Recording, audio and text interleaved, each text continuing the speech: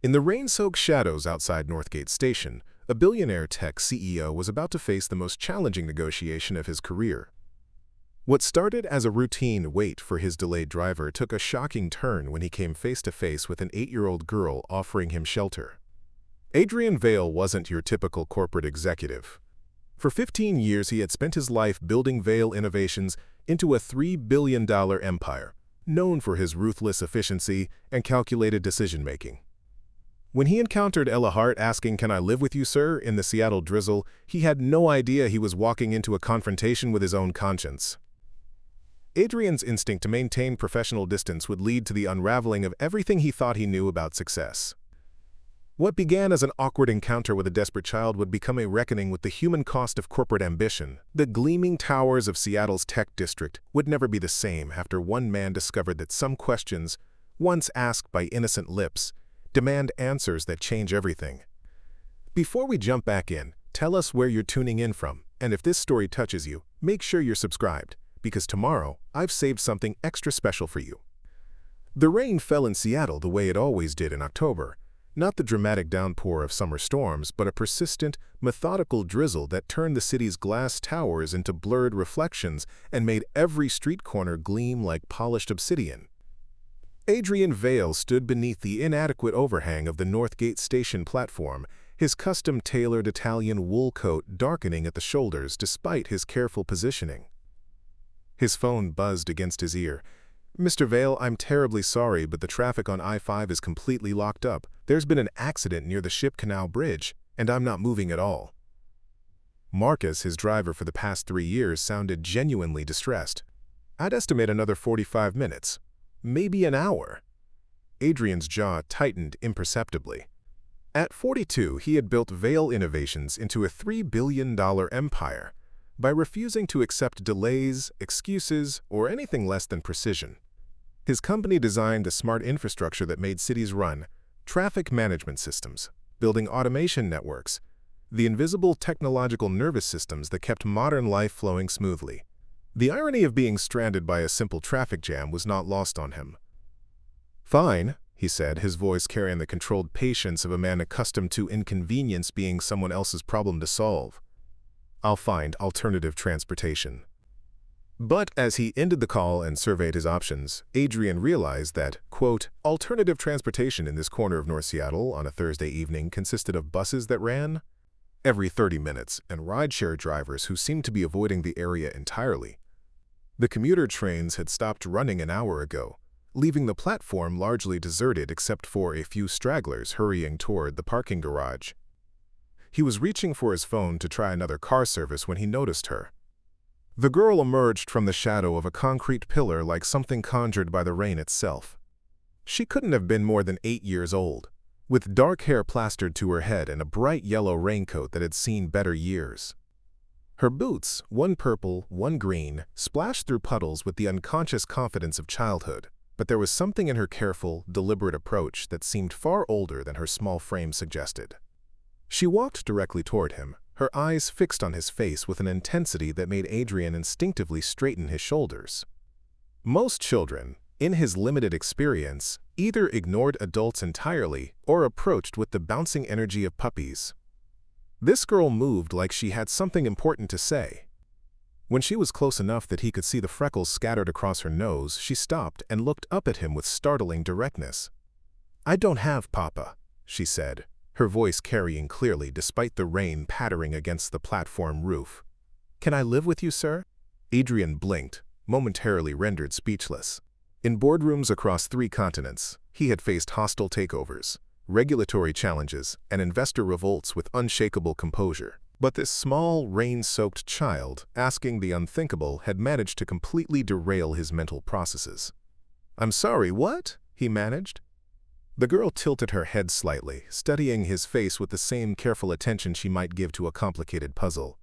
"I need somewhere to live," she explained patiently, as if he were the child who required things spelled out. "Miss Maggie says she can't keep me much longer because of her hip and the rent going up." "But you look like you have a nice house." She gestured vaguely at his coat, his polished shoes, the expensive watch glinting on his wrist.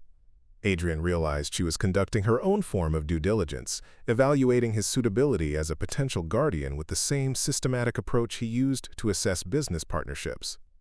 "Where are your parents?" he asked, the question emerging with more gentleness than he had intended. Something flickered across the girl's face, a shadow that made her seem suddenly much older. "Papa died in an accident. Mama left after that." She said she couldn't. She just left. The words were delivered matter-of-factly, but Adrian caught the carefully controlled tremor underneath. The rational part of his mind, the part that had negotiated $100 million contracts and navigated corporate crises, immediately began calculating responses. Call security. Contact social services. Politely extract himself from this bewildering situation and find a cab. But something about the way she stood there, small and soaked but utterly unafraid, kept him rooted in place. There was a quality to her stillness that reminded him of himself at that age. The learned art of appearing calm when everything inside was chaos. "What's your name?" he heard himself ask. Ella Hart." She shifted her backpack, a worn canvas thing that looked far too heavy for her narrow shoulders. "What's yours?" "Adrian." He paused, then added, "Mr. Vale." "Mr. Vale," she repeated carefully, as if testing how the syllables felt. A bus rumbled past the station, its headlights cutting temporary bright paths through the rain, but Ella didn't turn to look. She wasn't waiting for transportation. She wasn't waiting for anyone. "I'm very good at being quiet," she continued, apparently taking his continued presence as encouragement. "And I can make sandwiches. Miss Maggie taught me. I don't eat very much, and I don't break things usually." Adrian felt something tighten in his chest, an unfamiliar sensation that took him a moment to identify as protectiveness. This child was negotiating for her life with the same earnest determination he had once used to convince his first investors, but she was offering domestic skills instead of market projections. "Ella," he said carefully, "where is Miss Maggie now?" "Home. She's probably worried." For the first time, uncertainty crept into her voice. "I was supposed to wait for her at the community center, but they closed early because of a broken pipe. I saw you standing here and you looked safe." Safe. Adrian turned the word over in his mind. He had spent years cultivating an image of power, success, control. But to this small girl, drenched and desperate, he simply looked safe. The rain continued its relentless whisper against the platform, and Adrian found himself at the center of a moment that felt suspended outside normal time. Every instinct told him to walk away, to let the proper authorities handle whatever complicated tragedy had led this child to him. But Ella's direct gaze held him fast, and he realized that some questions, once asked, changed everything simply by being spoken aloud. "There's a cafe across the street," he said finally. "Why don't we get out of this rain and call Miss Maggie to let her know you're safe?" Ella's face transformed with a smile that was like sunlight breaking through storm clouds. "Thank you, Mr. Vale." As they walked toward the warm glow of the cafe windows, Adrian told himself this was temporary, a good deed, a brief detour from his regular life. He had no way of knowing that Ella Hart had just asked him the question that would unravel everything he thought he knew about himself. Inside Moonbeam Cafe, steam rose from mugs like small prayers, and the warmth wrapped around Adrian and Ella like a gentle embrace after the chill of the rain. The place was nearly empty. Just a college student hunched over a laptop in the corner and a barista with paint-stained fingers who looked like she'd rather be anywhere else. Adrian ordered black coffee for himself and hot chocolate for Ella, then guided her to a table by the rain-streaked window. She sat carefully, her yellow raincoat dripping onto the worn wooden floor, and wrapped her small hands around the mug when it arrived as if it were the most precious thing in the world. "So," Adrian said, settling into his own chair with the measured precision of someone conducting a business meeting, "tell me about Miss Maggie." Ella took a cautious sip of her hot chocolate, leaving a tiny foam mustache that she wiped away with the back of her hand. "She's my neighbor. Was Papa's neighbor too before." She paused, considering her words. "When Mama left, Miss Maggie said I could stay with her for a while. But that was 8 months ago." 8 months. Adrian felt something cold settle in his stomach that had nothing to do with the Seattle rain. "And your mother just left?" "She said she couldn't look at me without seeing Papa." Ella's voice remained steady, but her eyes fixed on the swirling patterns in her hot chocolate. She said maybe it would be different later, but later never came. Adrian had navigated countless difficult conversations in his career, layoffs, hostile board meetings, investor conferences where millions hung on every word. But sitting across from this 8-year-old girl discussing abandonment with the same composure most adults reserved for weather reports, he felt utterly out of his depth. What about other family? Grandparents, aunts, uncles? Ella shook her head. Papa's parents died before I was born. Mama's family, they didn't like Papa very much. Said he wasn't good enough for her. Her chin lifted slightly with inherited pride. But Papa was the best. He built things that helped people. He said every building needs strong bones, and his job was making sure they had them. Construction work. Adrian's mental filing system immediately began cataloging possibilities. Which companies, which projects, what kind of accident. The tech industry had made him wealthy, but Vale Innovations had expanded into infrastructure contracts over the past decade. Building automation systems, smart city initiatives, the kind of large-scale projects that required extensive construction partnerships. What kind of accident? He asked gently. Ella reached into her backpack, the same careful, deliberate movement she'd used when approaching him at the station. From an inner pocket, she withdrew a small photograph, its edges worn soft from handling. She placed it on the table between them like a peace offering. The image showed a man in his early 30s wearing a bright orange safety vest and a hard hat, his arm around a younger version of Ella. He had her same dark eyes and direct gaze, and the same stubborn set to his jaw. They were standing in front of what looked like a construction site, steel beams and concrete forms rising against a cloudy sky. Adrian's breath caught. The building in the background was familiar. He had seen it in project reports, in investor presentations, in the kind of quarterly updates that crossed his desk by the dozens. The Meridian Complex, one of Vale Innovations' showcase smart building projects. The construction had been completed 2 years ago, but not without complications. Papa always took pictures at his job sites, Ella was saying, tracing the edge of the photograph with one finger. He said every building tells a story, and he wanted to remember all of them. When did the accident happen? Adrian's voice sounded strange to his own ears. Last winter, February 14th.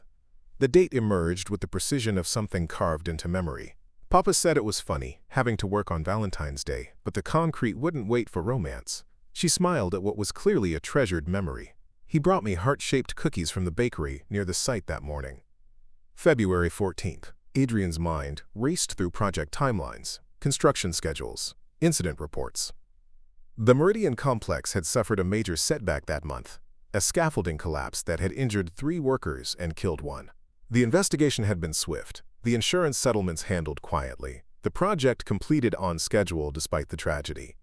He had signed the reports, had approved the cost-cutting measures that made the project profitable, had never asked for the name of the man who died. The building fell on him, Ella continued, her matter-of-fact tone making the words somehow more devastating. Well, part of it. The scaffolding, they said. But Papa always checked everything twice. He was careful. The cafe door chimed, and a woman's voice called out, sharp with worry. Ella! Oh, thank God! Adrian looked up to see a woman in her 70s hurrying toward their table, her gray hair escaping from beneath a rain-soaked knit cap. She moved with the careful gait of someone fighting arthritis, but unwilling to let it slow her down entirely. Miss Maggie! Ella jumped from her chair, and for the first time since Adrian had met her, she looked and sounded like the child she was. Margaret Sloane, Maggie, pulled Ella into a fierce hug before turning questioning eyes to Adrian.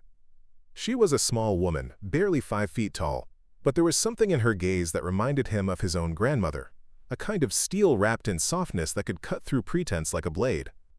And you are? She asked, her tone polite but wary. Adrian rose from his chair, extending his hand with the automatic courtesy of a lifetime in business. Adrian Vale. I found Ella at the train station. She was looking for help. Maggie's expression shifted through several emotions. Gratitude, embarrassment, a fierce protectiveness that made her seem suddenly much larger. I'm sorry.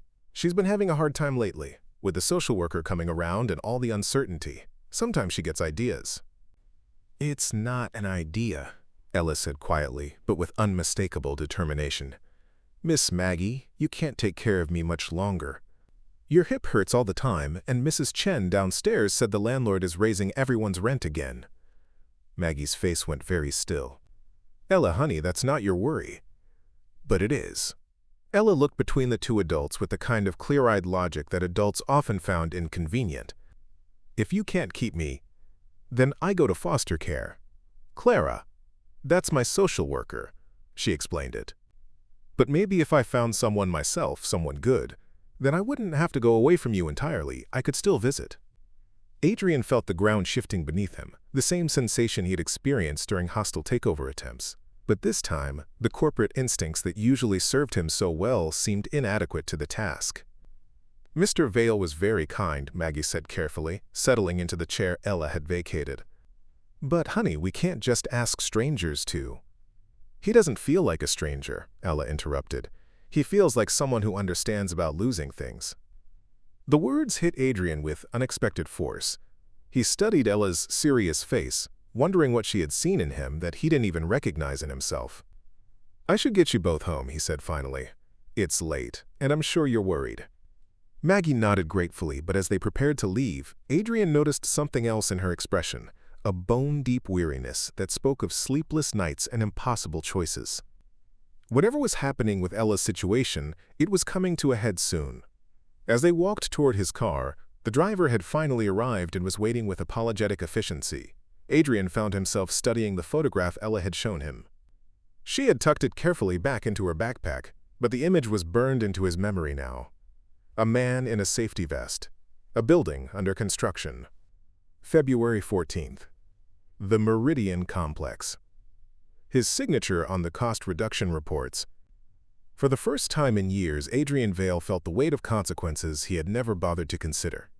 And walking beside him, holding tight to Miss Maggie's hand, was the living proof that every decision had a face, every profit margin had a price, and some questions, once asked, demanded an answer.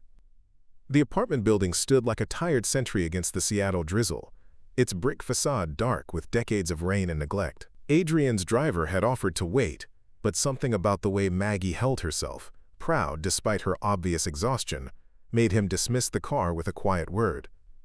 "Third floor," Maggie said, leading them through a lobby that smelled of industrial cleaning fluid and something deeper, more permanent.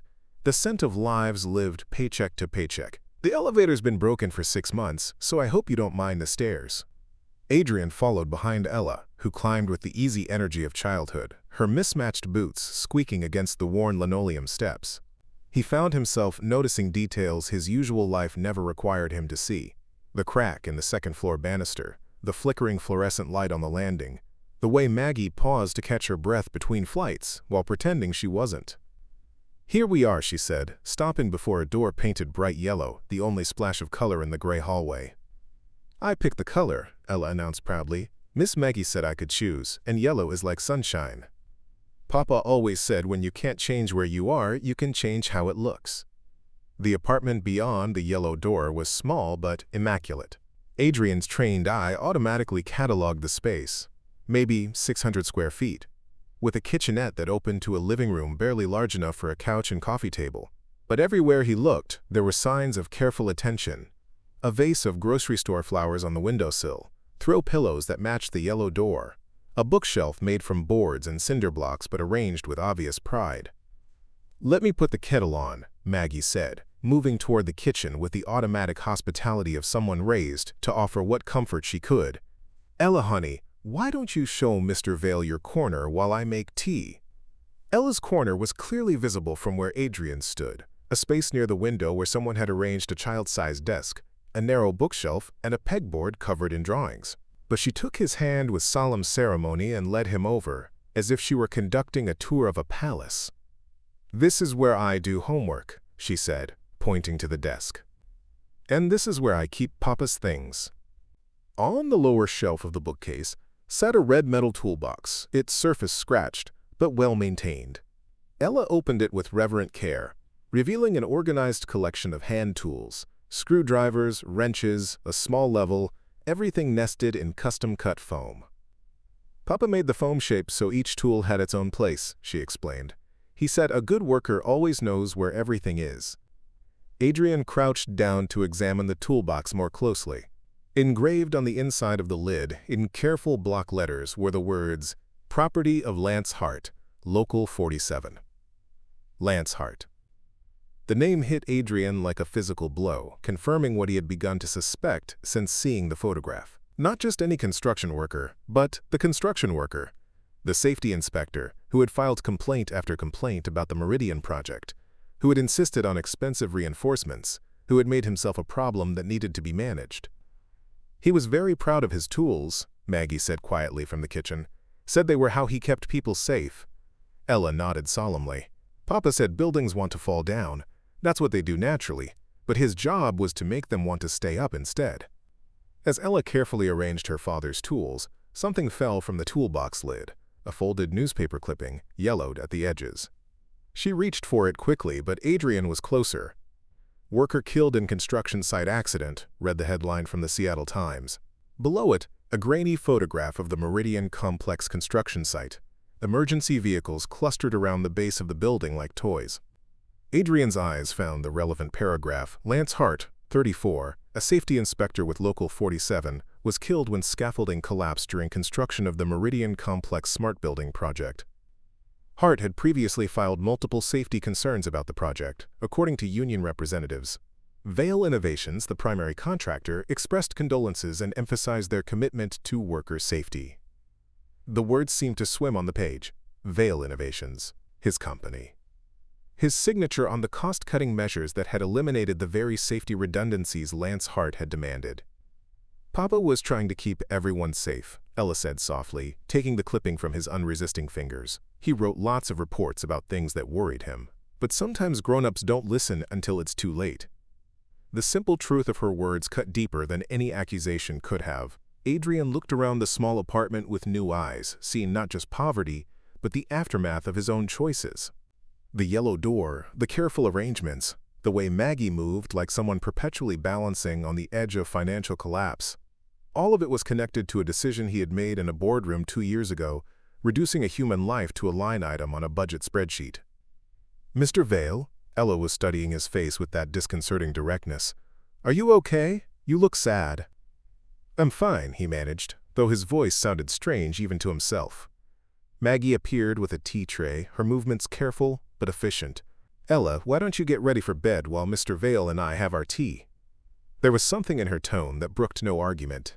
Ella looked between them, clearly sensing undercurrents she didn't fully understand, but she obeyed with the resigned grace of a child accustomed to adult conversations that happened around her rather than with her. When she had disappeared into what must be the apartment's single bedroom, Maggie settled onto the couch across from Adrian with a soft sigh. "She doesn't know, does she?" Adrian said quietly, "about the company connection." Maggie's cup rattled slightly against its saucer. "You're the Adrian Vale, Vale Innovations." It wasn't a question. Adrian nodded, feeling exposed in a way that had nothing to do with business or reputation. "I suspected when you gave your name," Maggie continued. "Lance talked about your company a lot those last few months. He was worried about the safety standards, the corner cutting, he said someone was going to get hurt, and he was right." "Yes, he was." Maggie's voice held no accusation, which somehow made it worse.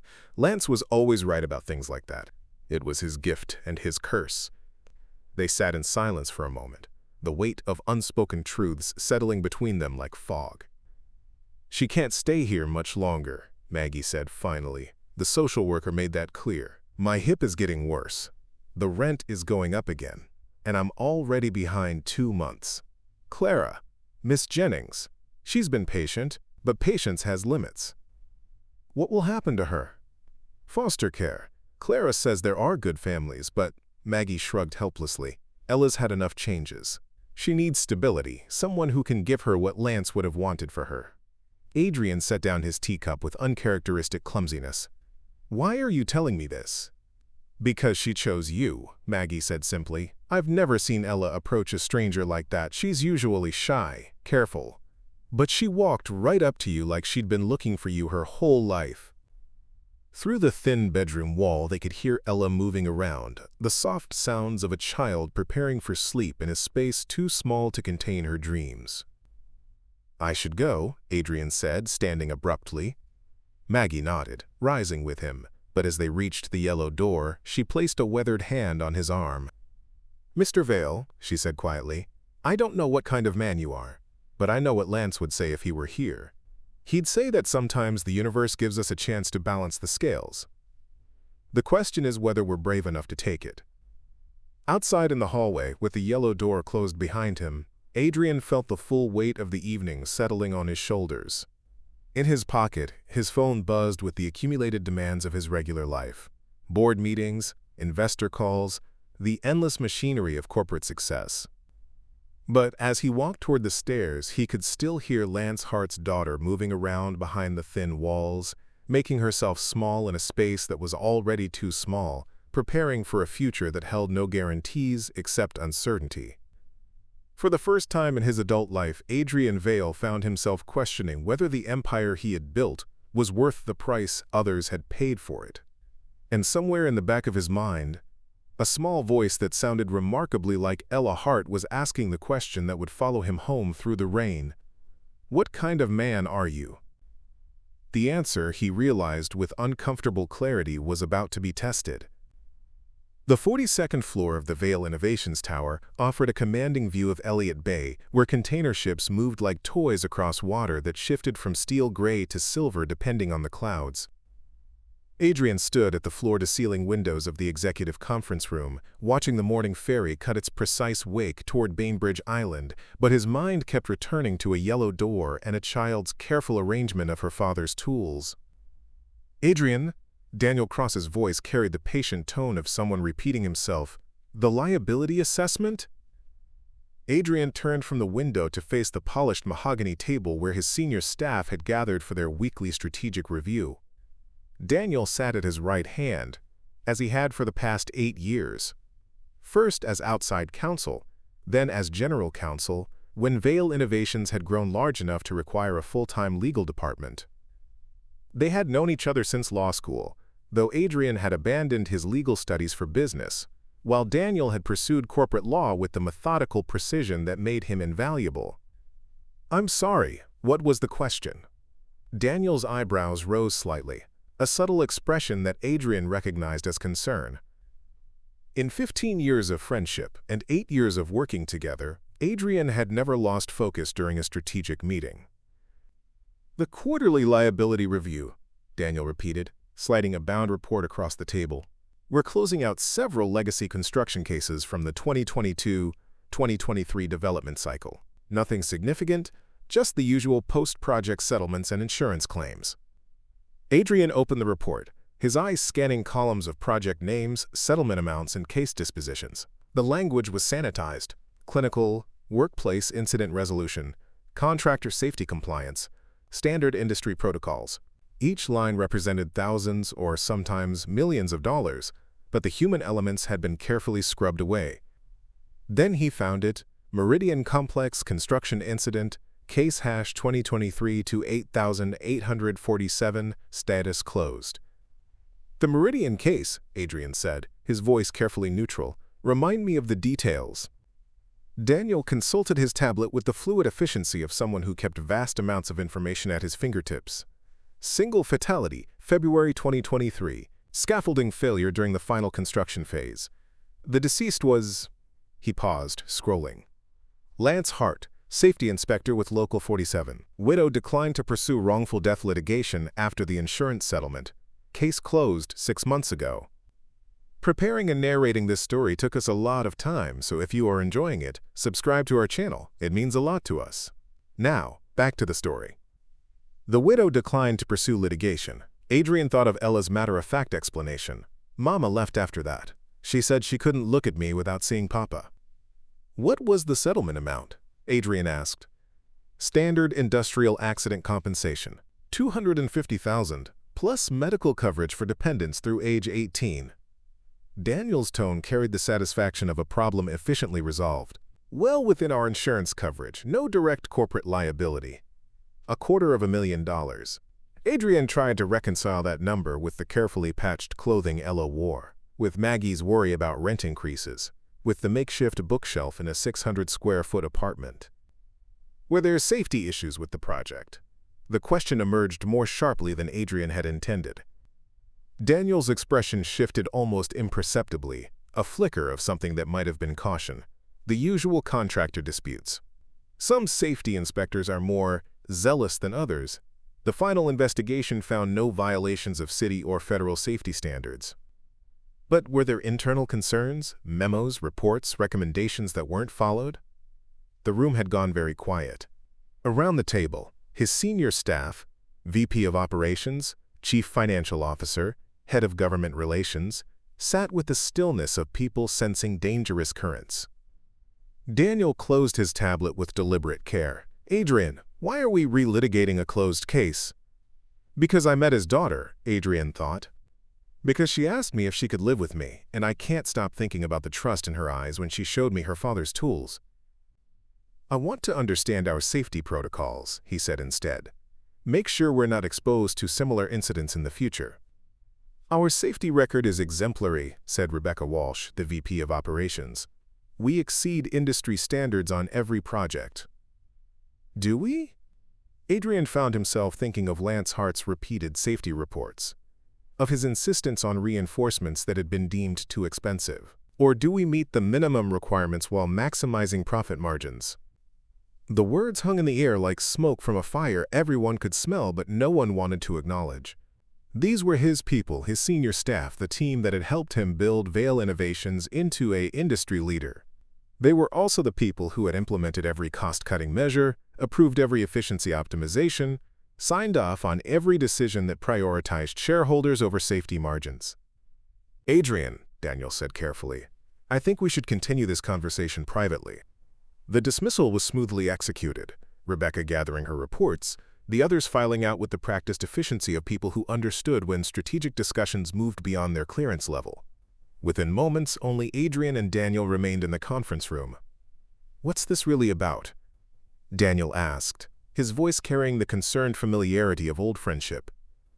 Adrian returned to the window, watching the city spread out below him, the gleaming towers of downtown, the industrial sprawl of the port, the residential neighborhoods climbing the hills like steps toward the sky. Somewhere out there, behind a yellow door in a tired apartment building, Ella Hart was probably getting ready for school, carrying textbooks in a backpack too heavy for her small shoulders. "Do you ever think about the people affected by our decisions?" Adrian said without turning around. "Every day.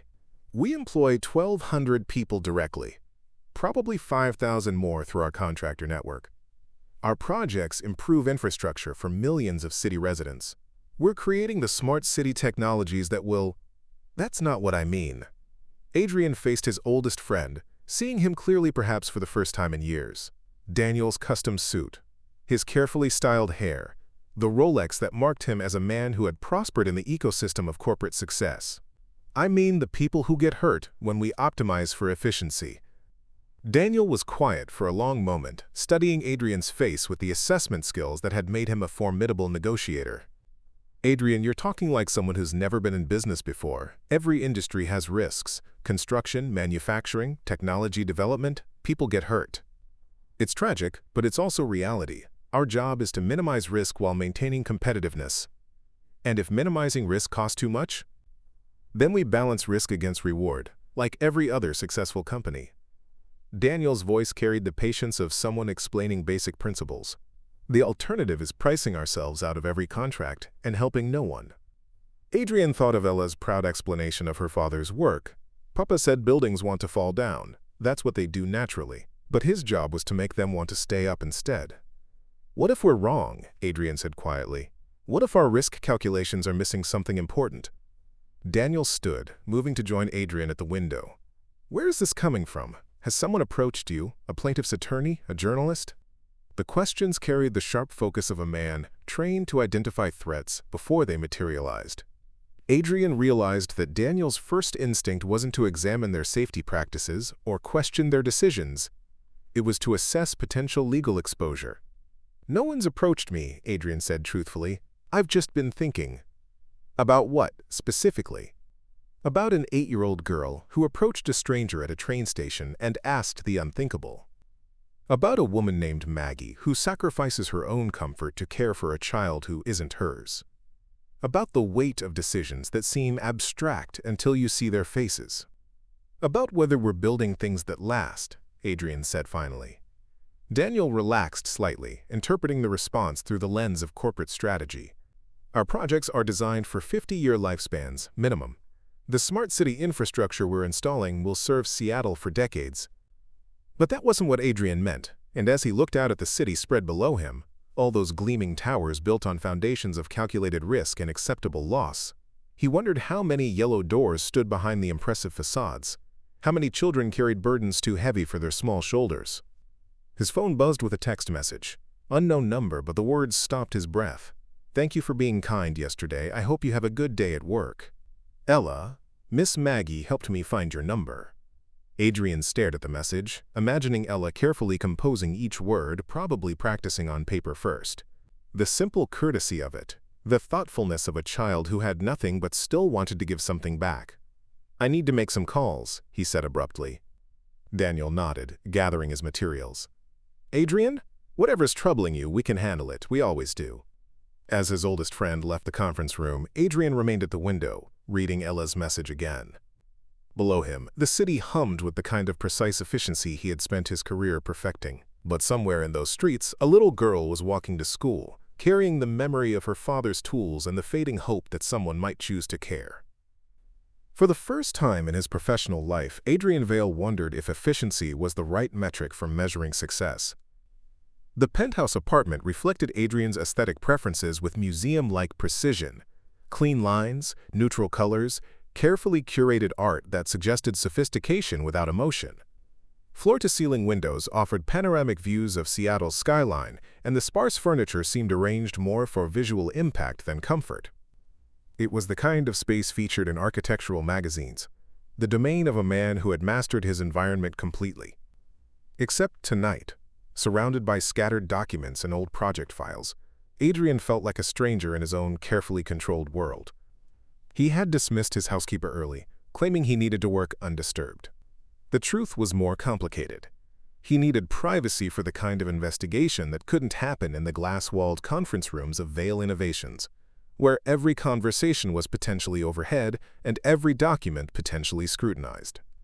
The Meridian Complex files covered his dining table like evidence from a crime scene. Safety reports, budget modifications, contractor communications, insurance assessments. 2 years of corporate decision-making reduced to paper trails and electronic records. Adrian had requested everything from his assistant, claiming he wanted to review the project for future reference. She had been efficient as always, gathering files from multiple departments without asking questions that might make the request seem unusual. Now, alone with the accumulated weight of his own choices, Adrian began to understand the true cost of corporate efficiency. The first safety report from Lance Hart was dated 18 months before the accident, flagging concerns about the scaffolding system specified by the primary contractor. Hart's language was technical but clear. The proposed system met minimum safety standards but provided no margin for error in the face of wind load, unexpected weight distribution, or equipment failure. Adrian found his own response in the project files, a brief email forwarding Hart's concerns to the contractor, with a notation, "Please address cost-effectively." Cost-effectively. The phrase that had guided so many decisions over the years, the filter through which every recommendation passed. Adrian remembered the thinking behind it. Hart was known for being overly cautious, the kind of safety inspector who would reinforce a bridge to withstand an earthquake twice the magnitude Seattle had ever experienced. The project was already running over budget, and investors were beginning to ask pointed questions about margins. The second report, filed 3 months later, was more urgent. Hart had identified stress fractures in some of the scaffolding connections and recommended immediate replacement of the entire system. The cost estimate attached to his recommendation made Adrian wince even now, $850,000, with a 6-week delay to construction timelines. Adrian's response was preserved in the electronic record. Alternative solutions required. Current recommendations exceed budget parameters. He remembered the meeting where this decision was made, Daniel's careful explanation of their legal obligations versus their practical constraints, Rebecca's analysis of minimum compliance standards, the CFO's presentation of alternative approaches that would meet code requirements at fraction of the cost. No one had mentioned Lance Hart by name. He had become simply the inspector, an obstacle to be managed rather than a voice of expertise to be heeded. The third report arrived 2 weeks before the accident. Hart's tone had shifted from professional recommendation to barely controlled frustration. He detailed specific scaffolding joints that showed signs of fatigue, weather-related stress that exceeded the system's design parameters, and the potential for catastrophic failure if conditions deteriorated further. This time, Adrian's response was terse. Current system meets all regulatory requirements. No additional modifications authorized. Sitting in his penthouse, surrounded by the comfortable trappings of success, Adrian could barely recognize the man who had written those words. Had he truly been so focused on profit margins that he couldn't see the human cost of his efficiency? He opened his laptop and began cross-referencing dates, building a timeline that traced the path from Hart's first warning to the final tragedy. Each document felt like another weight added to a scale he had never bothered to balance. February 10th. Hart filed an emergency safety report warning of imminent scaffolding failure due to accumulated stress and recent wind damage. February 11th. Daniel forwarded Hart's report to Adrian with a note.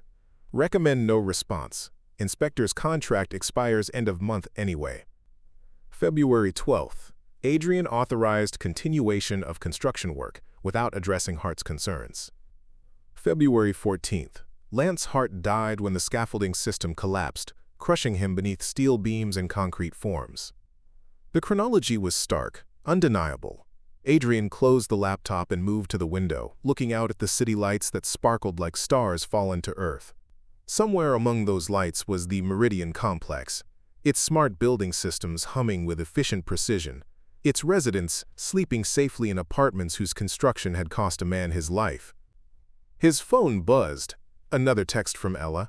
Miss Maggie is teaching me to make Papa's favorite soup for dinner. He always said good food makes everything a little better.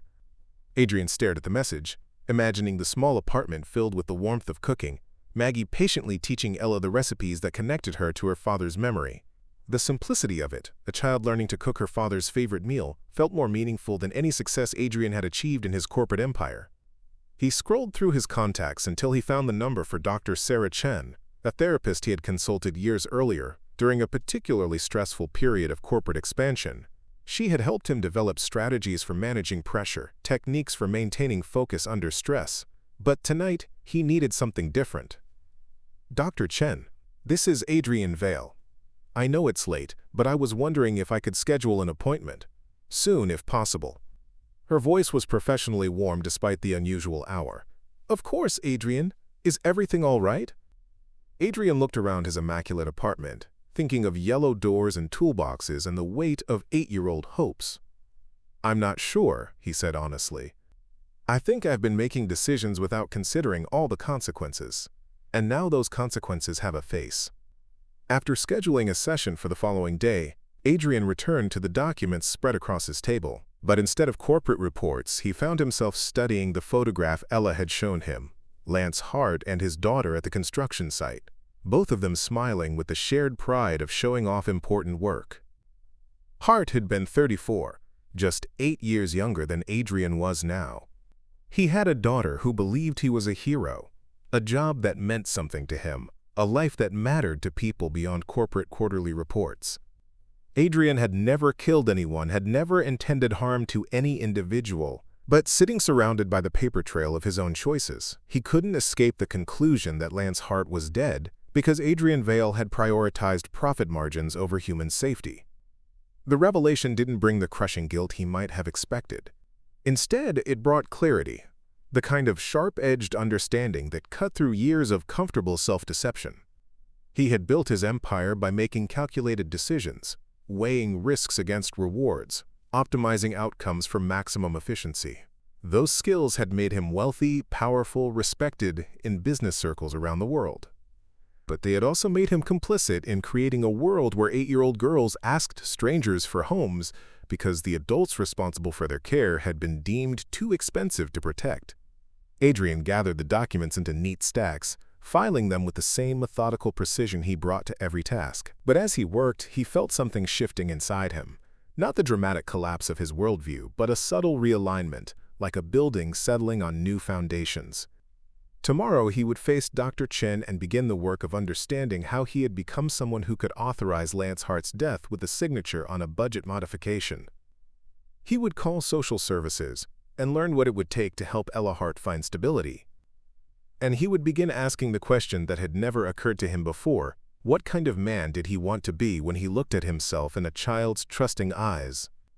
Outside his window, Seattle slept beneath its blanket of gentle rain, unaware that one of its most successful citizens was discovering the difference between building an empire and building a life worth living. The automatic doors of Greenwood Community Center slid open with a mechanical whisper, releasing the familiar sounds of after-school chaos. Children's voices echoing off linoleum floors, the squeak of sneakers on basketball courts, the patient cadence of tutors helping with homework. Adrian paused in the entrance, overwhelmed by the sheer volume of life contained within the modest building. He had spent the better part of 3 days learning about Ella's daily routine, making careful inquiries through channels that wouldn't raise alarms or questions. His assistant had been puzzled by the request to research community centers and after-school programs, but she had delivered the information with her usual efficiency. Ella Hart, age 8, attended the Greenwood Center every day from 3:30 to 6 p.m., when Maggie picked her up after finishing her shift at the neighborhood clinic where she worked part-time as a receptionist. The center occupied a converted warehouse in one of Seattle's transitional neighborhoods, the kind of area where gentrification bumped against entrenched poverty, where coffee shops that served $12 lattes stood 2 blocks from food banks. It was exactly the sort of place Adrian would never have noticed in his previous life, despite driving past it countless times on his way to downtown meetings. "Can I help you?" The voice belonged to a young woman with paint-stained fingers and the kind of cheerful exhaustion that came from managing several dozen children with insufficient resources. "I'm looking for Ella Hart," Adrian said, feeling oddly formal in his business attire among the colorful chaos of children's artwork and motivational posters. "Are you family?" The question carried professional caution. This was clearly someone trained to be protective of the children in her care. "A friend," Adrian said, which felt both true and inadequate. "She's expecting me."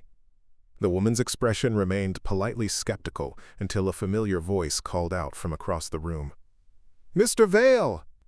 Ella emerged from behind a cluster of tables where children were working on what appeared to be a science project involving cardboard tubes and small motors. She wore the same worn jeans from their first meeting, but today she had added a bright blue sweater that looked hand-knitted and slightly too large for her small frame. "This is my friend," she announced to the staff member with unmistakable pride. "He helped me when I got lost at the train station."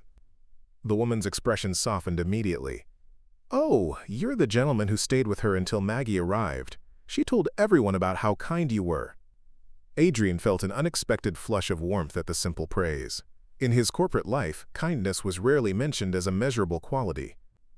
"What are you working on?" he asked Ella, genuinely curious about the scattered materials on her table.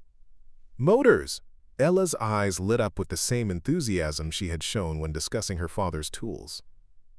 "Mrs. Rodriguez is teaching us how they work. Look, you put the battery here, and the magnet makes the copper wire spin, and that makes the motor turn." She demonstrated with the careful precision of someone who had absorbed every detail of the lesson. The simple motor whirred to life in her hands, and Adrian found himself genuinely impressed by her understanding of the basic principles. "Papa would have loved this," Ella continued, her voice carrying the matter-of-fact sadness that seemed to accompany all references to her father. "He always said understanding how things work is the first step to fixing them." "He sounds like he was a smart man," Adrian said carefully. "The smartest." Ella's chin lifted with inherited pride. "He could fix anything. Mrs. Rodriguez says I have good hands for building things, just like Papa did." They spent the next hour working together on motor projects, with Ella patiently explaining concepts Adrian could have understood in minutes but pretended to find challenging. There was something deeply satisfying about working with his hands, following her careful instructions, building something simple and functional from basic components. As they worked, other children drifted over to their table, drawn by Ella's obvious excitement about having a visitor.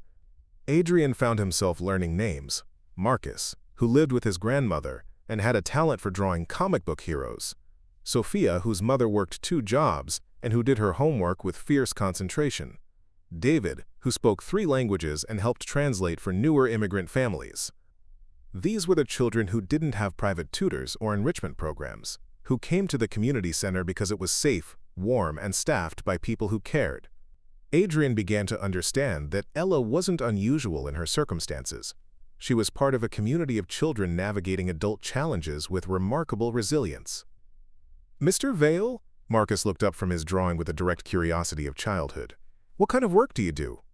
The question caught Adrian off guard. How did you explain corporate infrastructure development to a 10-year-old? How did you describe building smart city systems to children who lived in neighborhoods the smart city initiatives rarely seemed to reach? "I help design the computer systems that make buildings work better," he said finally. "Like the systems that control elevators and heating and security." "Like Papa's building," Ella said excitedly. "Papa worked on buildings with smart systems. He said they were supposed to make life easier for everyone." The innocent connection hit Adrian with unexpected force. Lance Hart had been working on Vale Innovations projects, installing the very systems Adrian designed, believing in their mission to improve urban life through technology. "Does your work help people?" Sophia asked, her question carrying the serious consideration of someone who had already learned that not all adult work served useful purposes. Adrian paused, thinking of quarterly profit reports and shareholder presentations, of efficiency metrics and cost optimizations. Then he thought of Lance Hart filing safety reports that went unheeded, of Ella living in a 600-square-foot apartment because the settlement money had somehow disappeared. "I hope so," he said honestly, "but I'm learning that wanting to help and actually helping aren't always the same thing." The children accepted this with the pragmatic wisdom of young people accustomed to adult complexity. They returned to their projects, but Adrian noticed that Ella stayed close to his side, occasionally reaching over to adjust his motor construction with gentle corrections. "You're getting better at it," she said encouragingly. "Papa always said the best way to learn is to keep trying even when things don't work the first time." At 6 o'clock, parents and guardians began arriving to collect children. Adrian watched the careful dance of reunions, tired adults greeting excited children, homework assignments transferred from backpacks to kitchen tables, the daily transition from institutional care to family care that formed the rhythm of working-class life. Maggie appeared precisely on time, moving through the community center with the familiarity of someone who had navigated its systems for months. She spotted Adrian immediately, her expression shifting through surprise, wariness, and something that might have been hope. "Mr. Vale," she said carefully, "I wasn't expecting to see you here." "I wanted to see where Ella spends her afternoons," Adrian said. "She told me about the motor project, and I was curious." It was true, though not complete. The whole truth was more complicated, that he had been drawn to this place by a need to understand Ella's world, to see how she moved through days that held no guarantees except the kindness of overworked staff and the community of other children navigating similar challenges. "Did you have a good time?" Maggie asked Ella, who was carefully packing her motor project into her backpack. "The best time," Ella said firmly. "Mr. Vale is really good at learning new things. And he remembered everything I taught him." As they prepared to leave, Ella turned to Adrian with the same directness that had characterized their first meeting. "Will you come back?" she asked. "Mrs. Rodriguez says we're going to build real radios next week. I think you'd like that." Adrian looked at this remarkable child who offered friendship as easily as she offered help, who included him in her small world without expectation or demand. Behind her, Maggie watched with a careful assessment of someone trying to determine whether hope was safe. "I'd like that very much," Adrian said, and meant it completely. As they walked toward the parking area, Maggie fell into step beside him while Ella skipped ahead, her energy undimmed by the long day. "She doesn't make friends easily," Maggie said quietly. "After everything that happened, she became more cautious around adults, but she talks about you like she's known you for years. She's an extraordinary child." "Yes, she is." Maggie's voice carried fierce protectiveness. "She deserves stability, Mr. Vale. She deserves adults who won't let her down." The words were clearly both an observation and a warning. Adrian understood that Maggie was offering him something precious, Ella's trust, while also making clear the responsibility that trust entailed. "I know," he said simply. They reached Maggie's ancient Honda Civic, its paint faded but its maintenance clearly meticulous.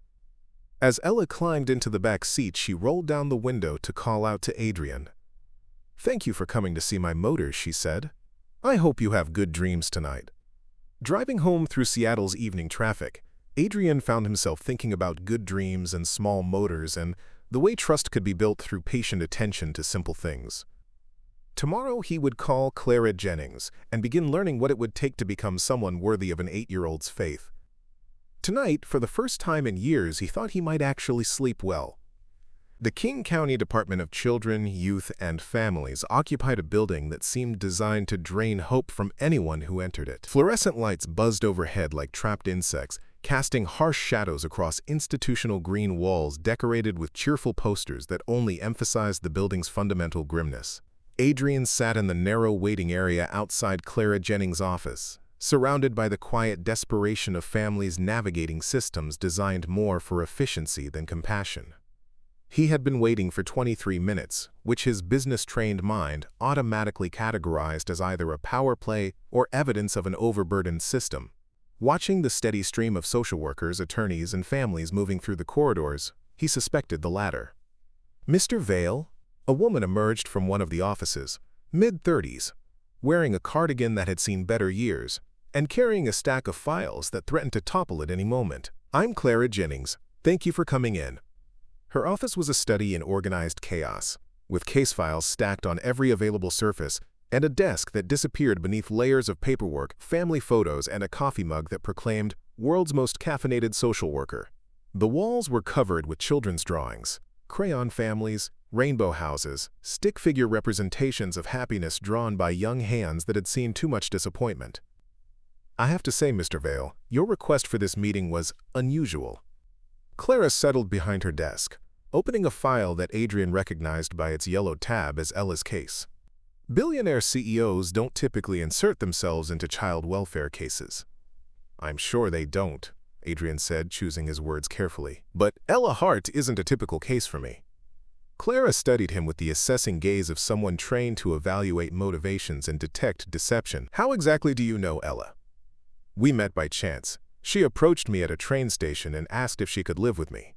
The simple truth sounded absurd in this clinical setting, but Adrian had learned that directness often served better than elaborate explanations.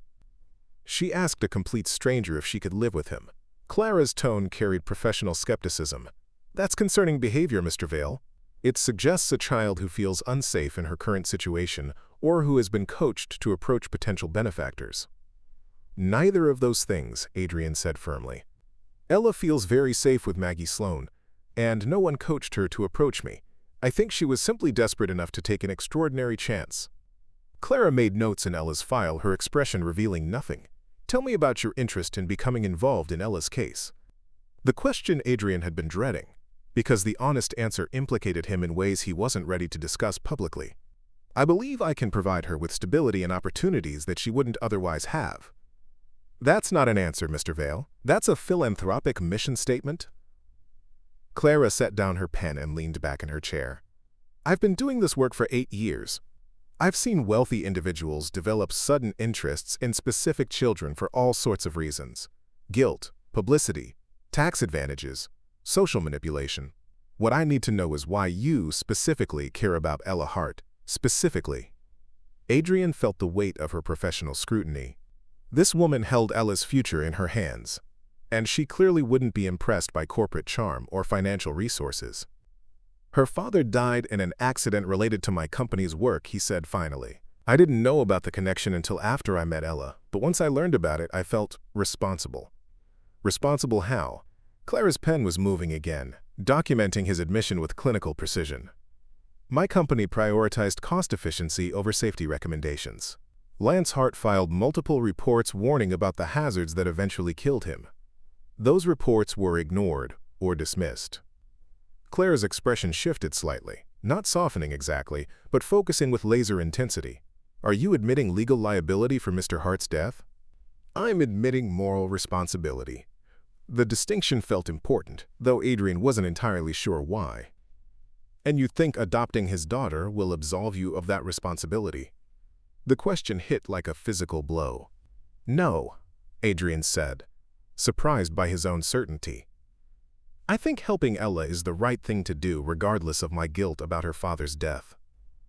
Clara made more notes, then consulted other documents in the file.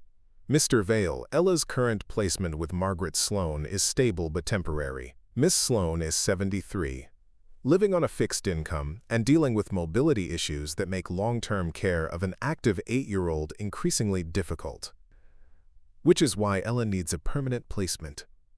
Yes, but permanent placement with someone who discovered her existence less than a week ago raises significant concerns. Clara pulled out another form, sliding it across the desk. These are the requirements for emergency guardianship in Washington State. Background checks, home evaluation, financial assessment, psychological evaluation, character references, and completion of a 12-week parenting education program. Adrian scanned the document, his business mind automatically calculating timelines and logistics. How long does the process typically take? 4 to 6 months, assuming no complications. But Mr. Vale, I have to be direct with you. Sudden interest from wealthy strangers sets off every alarm I have.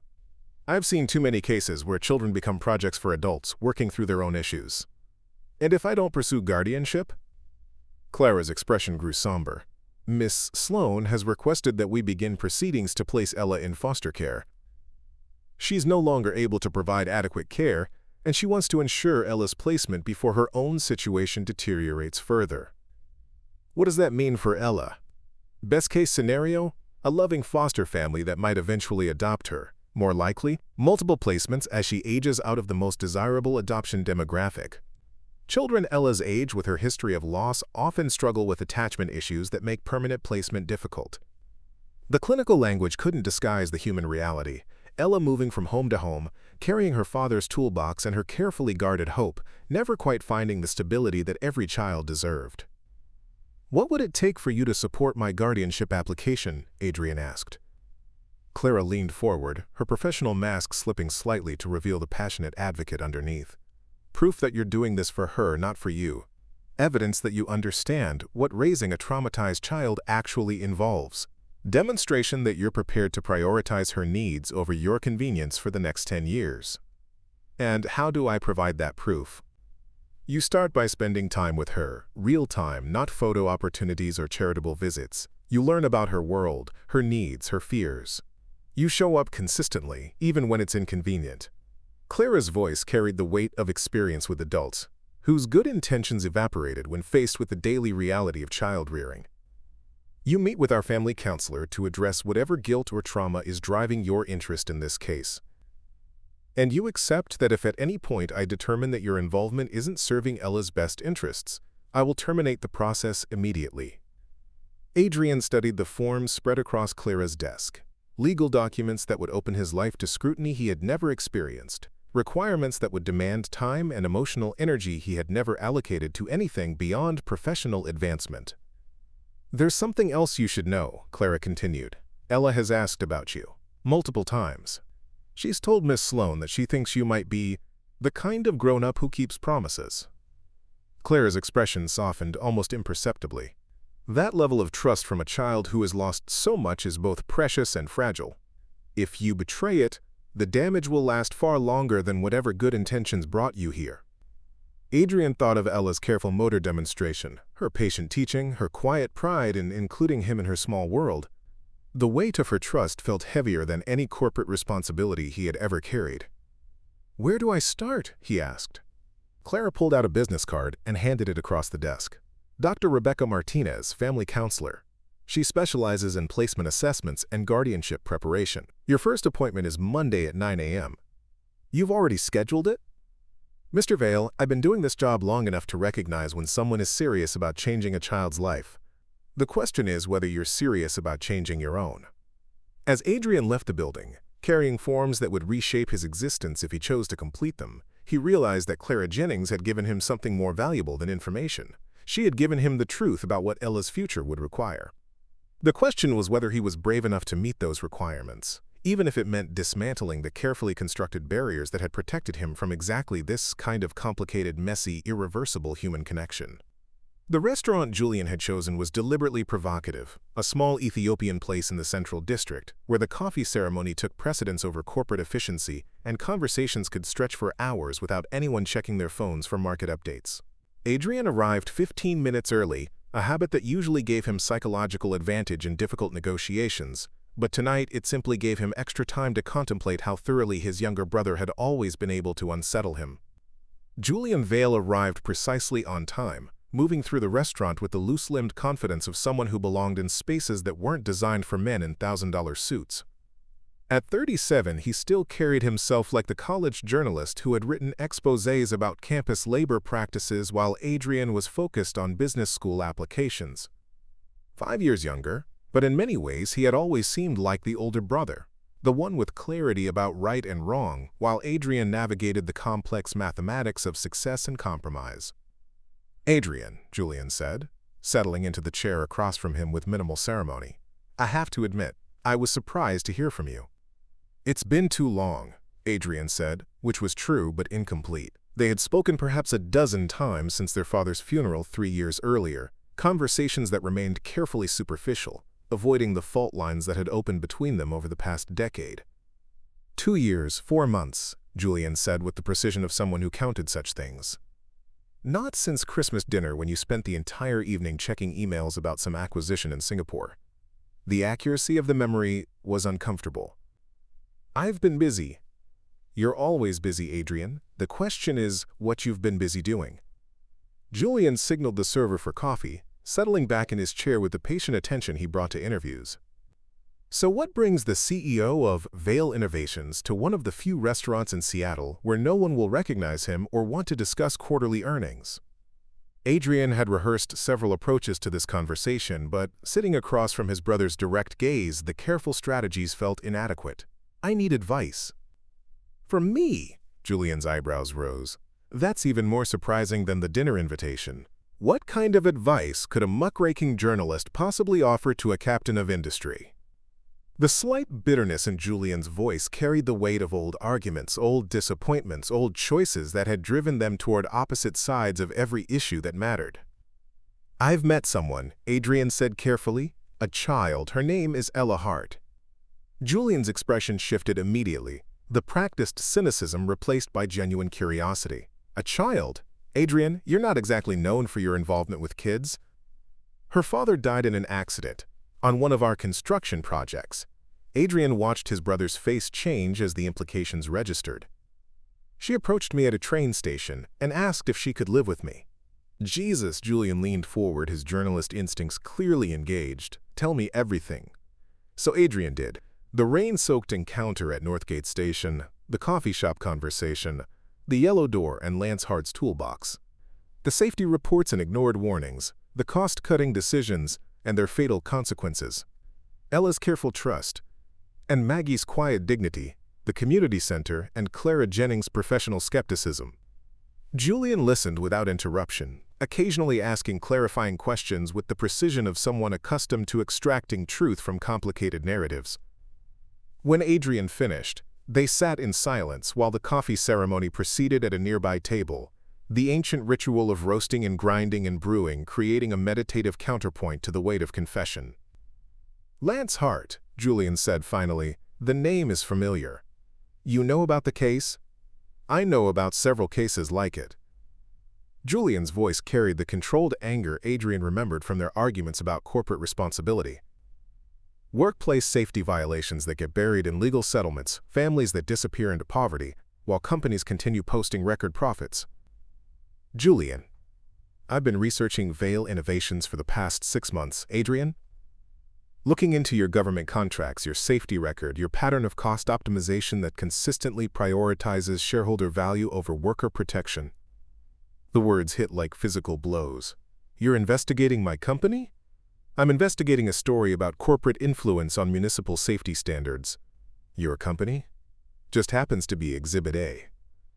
Julian's tone remained professionally neutral, but Adrian could see the personal cost of this admission. The Meridian complex was going to be the centerpiece, a detailed examination of how budget pressures led to preventable deaths. Adrian felt the ground shifting beneath him, the same sensation he had experienced in Ella's apartment, but magnified tenfold.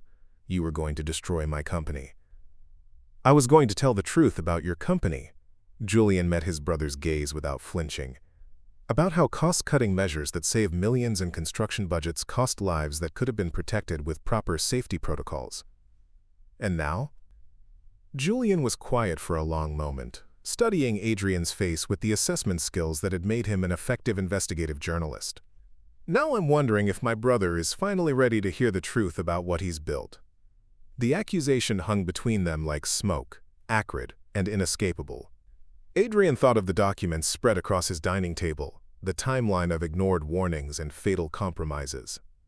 I've seen the reports, Adrian said quietly.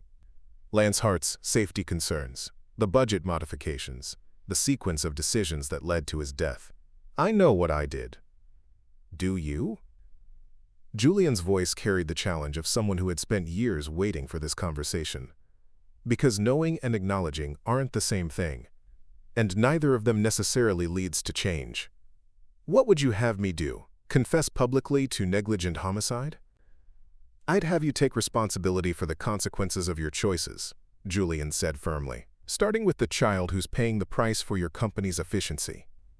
Adrian thought of Ella's careful motor demonstration, her patient teaching, her absolute trust in adults who had repeatedly failed to protect her world. I'm trying to do that. I'm applying for guardianship. Julian's expression shifted to something Adrian couldn't quite read: surprise, skepticism, and something that might have been hope. You're serious about this? I think so, yes. Adrian, do you have any idea what you're proposing?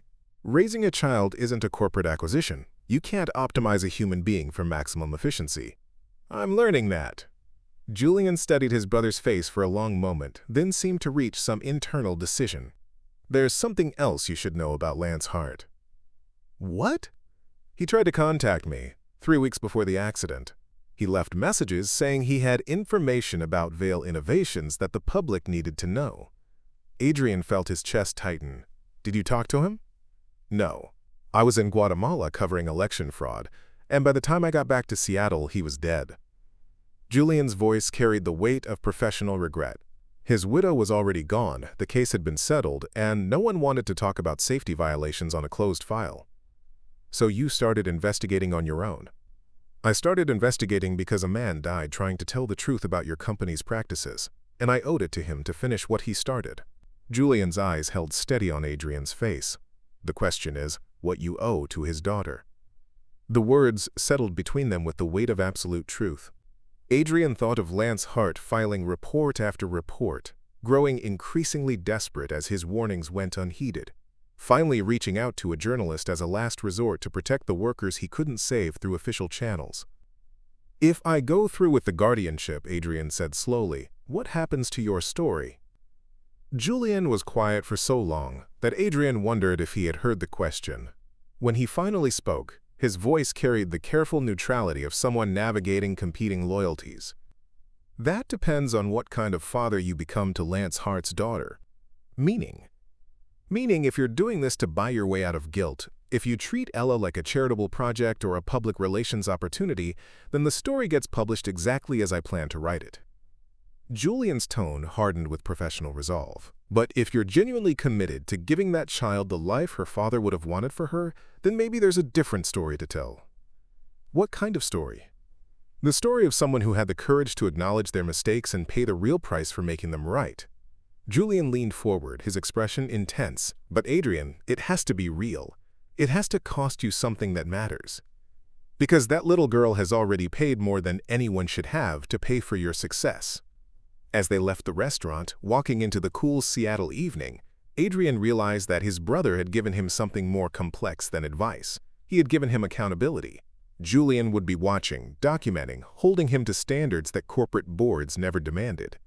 The story of Lance Hart's death would be told one way or another. The only question was whether Adrian Vale would be remembered as the man who caused it, or the man who found the courage to make it right. For Ella's sake, and for his own, Adrian hoped he was finally ready to find out which man he truly was. The Vale Innovations boardroom had never felt smaller. Adrian sat at the head of the polished mahogany table, facing 12 of the most powerful investors and business leaders in Seattle, and found himself thinking about yellow doors and motor projects instead of quarterly projections and shareholder value. The emergency board meeting had been called by Harrison Blackwood, the lead investor whose venture capital firm had backed Vale Innovations through 3 major expansion phases. Blackwood was the kind of man who treated business relationships like chess matches, always thinking several moves ahead, and his request for an urgent session meant he had identified a threat that required immediate action.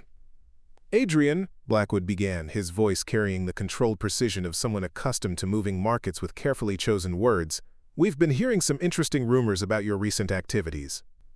The 12 faces around the table watched Adrian with varying degrees of curiosity and concern. These were people who had made billions by reading subtle signals, by identifying risks before they materialized into problems. If they were asking questions, it meant someone had been providing answers. "What kind of rumors?" Adrian asked, though he suspected he already knew. Daniel Cross shifted uncomfortably in his seat, his discomfort confirming Adrian's suspicions about the source of the board's concerns. "Rumors about your involvement with a child welfare case," said Margaret Chen, the former city councilwoman whose political connections had proven invaluable in securing municipal contracts. "About your intention to pursue guardianship of a minor child whose father died in an industrial accident." "An accident related to one of our projects," added James Morrison, the CFO whose financial engineering had helped Vale Innovations weather several economic downturns. "An accident that could expose us to significant liability if the connection receives public attention."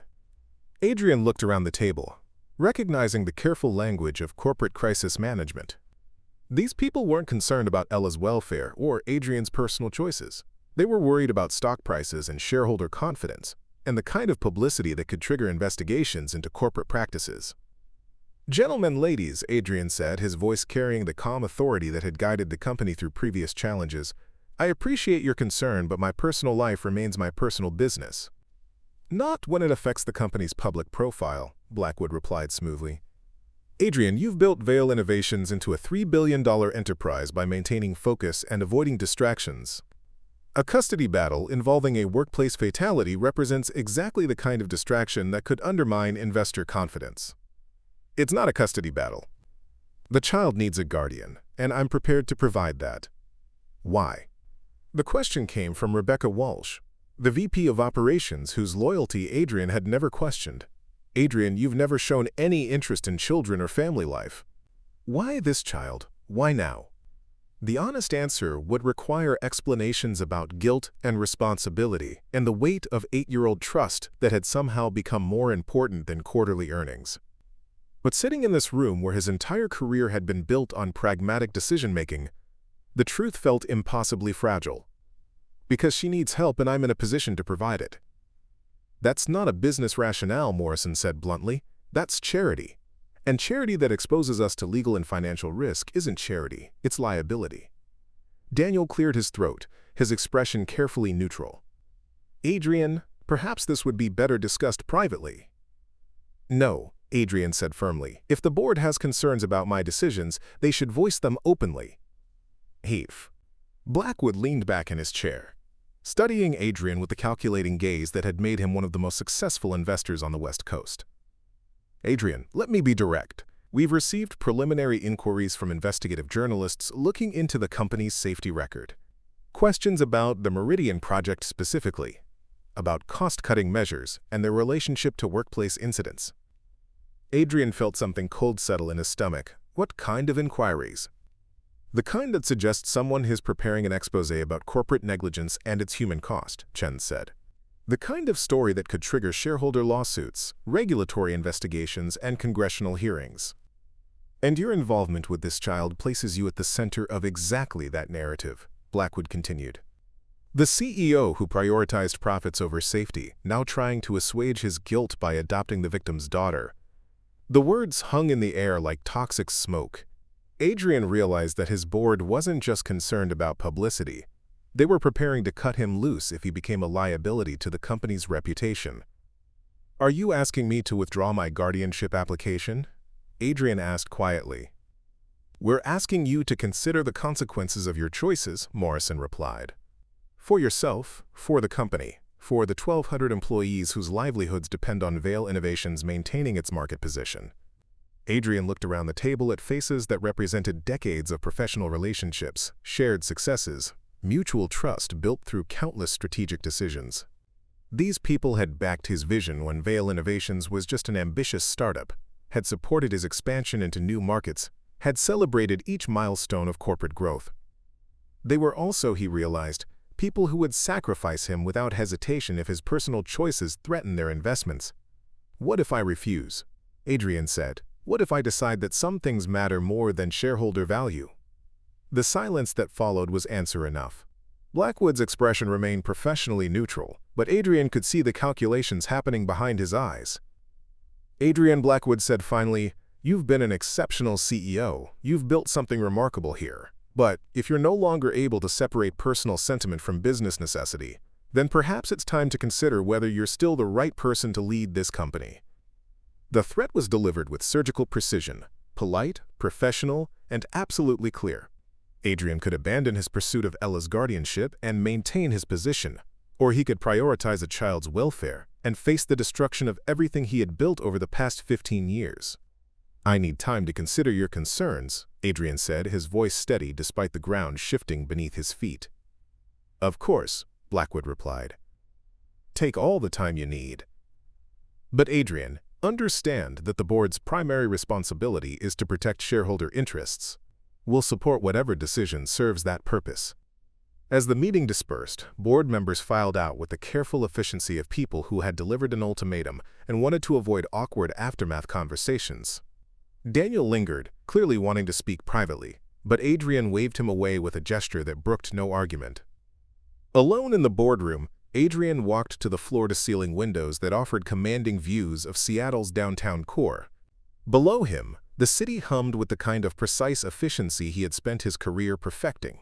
Traffic flowing through smart intersection systems, buildings responding to automated climate controls, the invisible technological infrastructure that made modern urban life possible. Alone, somewhere in that vast grid of glass and steel, Ella Hart was probably doing homework at the community center, building motors with patient concentration, carrying her father's toolbox of dreams, and her own careful hope that someone might choose to care about her future. Adrian pulled out his phone and scrolled to Clara Jennings' number. When she answered, her voice carried the professional wariness of someone accustomed to receiving bad news from powerful people. "Mr. Vale, is everything all right?" "I wanted you to know that I'm moving forward with the guardianship application," Adrian said, surprising himself with the certainty in his voice. "Whatever obstacles arise, whatever it costs, I'm committed to giving Ella the stability she deserves." Clara was quiet for a moment. "Mr. Vale, are you sure? This process will require significant changes to your life, and there's no guarantee of success."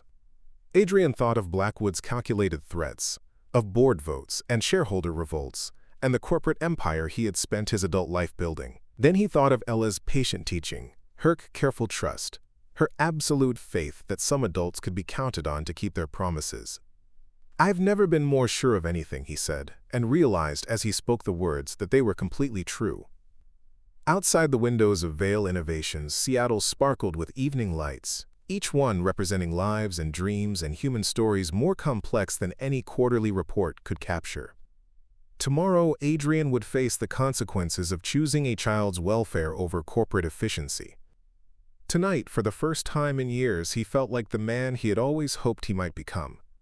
The King County Family Court occupied a building that managed to be both imposing and welcoming, high ceilings and marble floors that spoke of institutional gravity, but walls painted in warm colors and windows that let in Seattle's filtered morning light.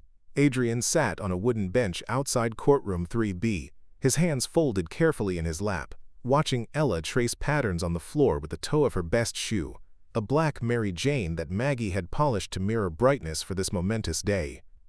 She wore a navy blue dress that Adrian suspected was new, purchased specifically for this hearing, and her hair was pulled back with a yellow ribbon that matched the door of her apartment. The formality of her appearance couldn't quite disguise the fact that she was still 8 years old, still small enough that her feet didn't quite reach the floor when she sat beside him. "Are you nervous?" she asked, her voice carrying the careful concern of someone who had learned to monitor adult emotions for signs of impending change. A little, Adrian admitted, which was perhaps the greatest understatement of his professional life. He had negotiated billion-dollar contracts with less anxiety than he felt sitting in this courthouse hallway, waiting for a judge to decide whether he was worthy of an 8-year-old's trust. "Papa always said being nervous meant you cared about getting something right," Ella said, her matter-of-fact wisdom offering comfort he hadn't expected. "So maybe nervous is good." Across the hallway, Maggie sat with Clara Jennings, both women reviewing documents with the careful attention of people who understood that paperwork could determine a child's future. Maggie had dressed with the same formality as Ella, a dark green dress that brought out her eyes, low heels despite her hip problems, a quiet dignity that reminded Adrian why Ella had felt safe in her care. The past 3 months had been a blur of evaluations, interviews, home visits, and parenting classes that had humbled Adrian in ways he hadn't expected. Dr. Rebecca Martinez had guided him through sessions that dissected his motivations with surgical precision, forcing him to confront not just his guilt about Lance Hart's death, but his deeper assumptions about responsibility, family, and what it meant to truly care for another person's welfare. The corporate world had not been forgiving. 2 weeks after the board meeting, Blackwood had orchestrated a vote of no confidence that removed Adrian as CEO of Vale Innovations. The transition had been swift and professionally brutal, his security access revoked, his office cleared, his 15 years of leadership reduced to a press release about strategic organizational changes and pursuing new opportunities. Julian's story had run 3 days later. Not the expose Adrian had feared, but a nuanced examination of corporate responsibility that used Lance Hart's death as a window into broader questions about safety, profit, and the human cost of industrial efficiency. Adrian's name appeared throughout the piece, but not as a villain, as a man grappling with the consequences of choices he was finally ready to acknowledge. The article had triggered shareholder lawsuits, regulatory investigations, and congressional hearings exactly as the board had predicted.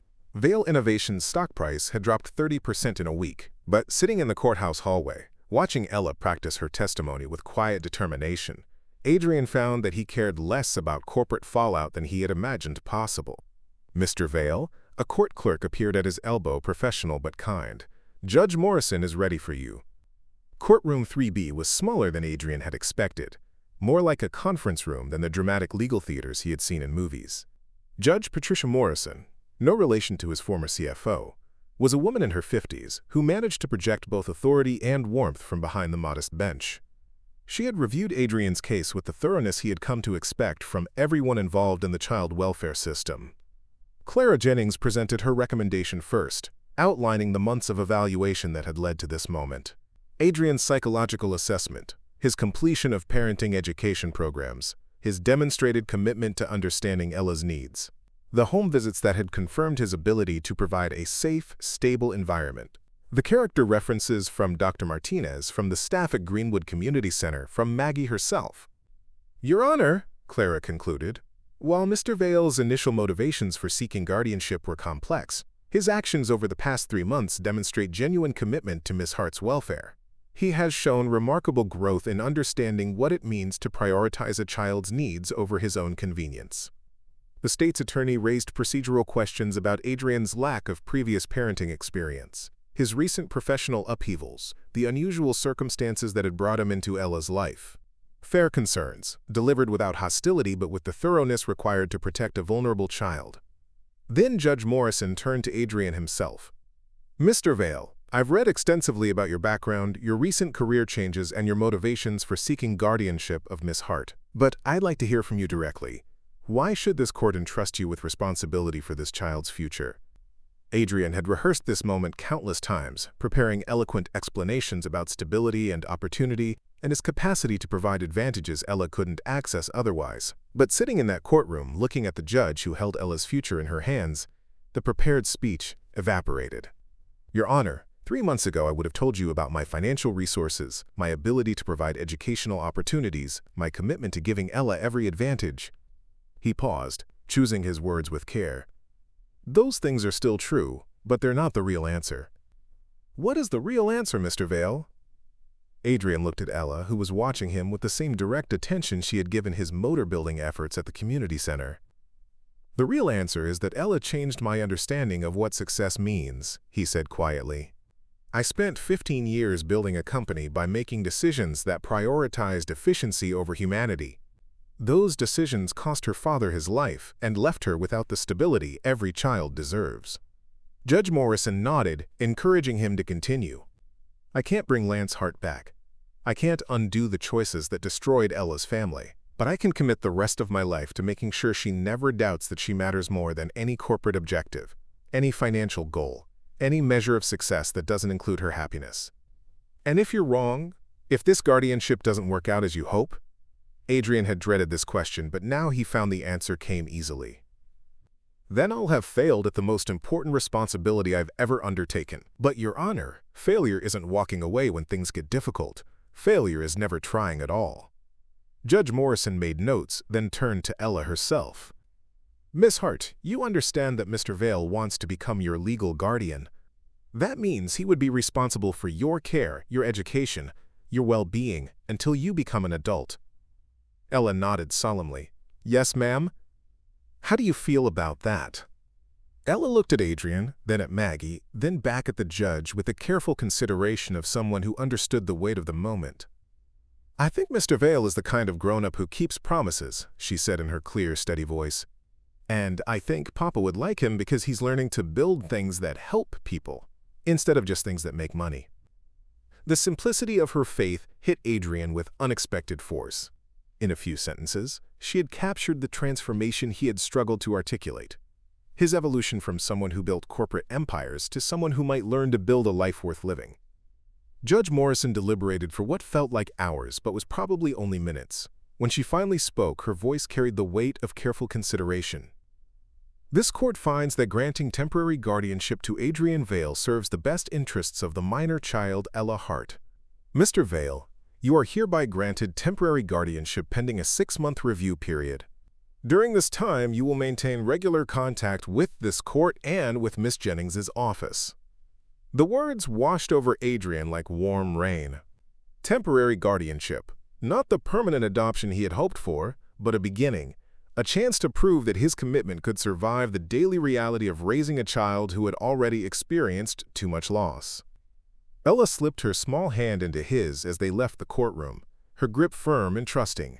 Behind them, Maggie walked with the careful relief of someone who had successfully shepherded a precious responsibility to safety.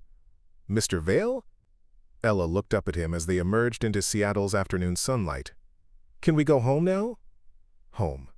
The word carried weight Adrian had never fully understood before. Not just a place, but a commitment, a promise, a choice to build something that lasted beyond quarterly reports and corporate strategies. "Yes," he said, surprised by how right the word felt. "Let's go home." 6 months later, Judge Morrison would grant permanent adoption. Vale Innovations would eventually recover from its crisis under new leadership that prioritized worker safety alongside shareholder value. Julian would win a Pulitzer Prize for his series on corporate responsibility and industrial safety. But walking hand in hand with Ella Hart toward their shared future, Adrian Vale knew that he had already received the only recognition that truly mattered, the trust of a child who believed that some adults could be counted on to keep their promises, no matter the cost. Behind them, the courthouse doors closed on the final chapter of Adrian's old life. Ahead of them, Seattle spread out in all its complex beauty, full of possibilities for two people learning to build something together, not an empire, but a family. Up next, you've got 2 more standout stories right on your screen. If this one hit the mark, you won't want to pass these up. Just click and check them out. And don't forget to subscribe and turn on the notification bell so you don't miss any upload from us.